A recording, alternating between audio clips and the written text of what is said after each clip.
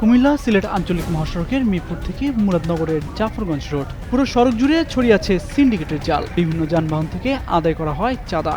আর চাঁদাবাজি নেটওয়ার্কের নেতৃত্বে রয়েছেন কুমিল্লা মিরপুর হাইওয়ে ফাঁড়ির ওসি মোহাম্মদ আখতারুজ্জামান।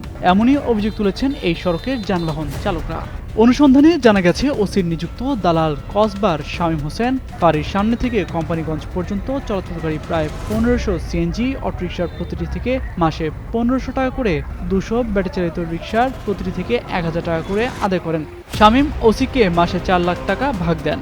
সিদ্লা এলাকার দালাল আমির হোসেন মুরাদনগরের কোম্পানিগঞ্জ থেকে রসুলপুর, নবীনগর, বাংরা, চাপিতলা, ফিডার রোডে চলাচলরত 6 শতাধিক সিএনজি অটোরিকশা থেকে মাসে 1500 টাকা করে মাসোহারা আদায় করেন। তাকে মাসোহারা না দিলে কোনো সিএনজি অটো মহাসড়কে গ্যাস সংগ্রহ করতে পারে না। এ দালাল থেকে মাসে 3.5 লাখ টাকা ভাগ নেন ওসি।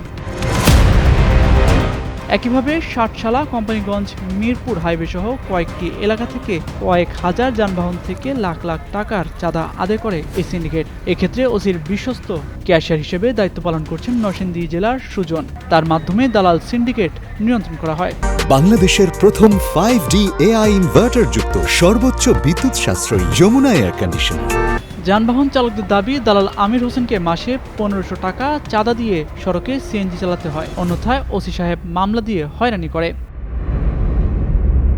অভিযোগ অস্বীকার করে ওসি মোহাম্মদ আখতারুজ্জামান দাবি করেন, তিনি কোনো মাসোহারা বা দালাল চক্রের সঙ্গে জড়িত নন। কেউ অভিযোগ করলে তা সত্য নয়। এখানে কোনো দালাল চক্র এবং টোকেন বাণিজ্য চলে না। কেউ এসবের সঙ্গে জড়িত থাকলে অভিযোগ পেলে ব্যবস্থা নেওয়া হবে।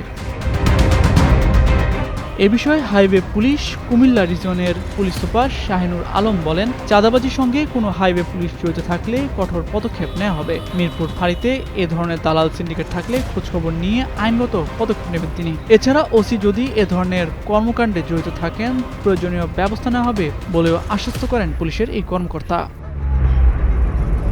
তামজিদ মির্জা, যুগান্তর নিউজ।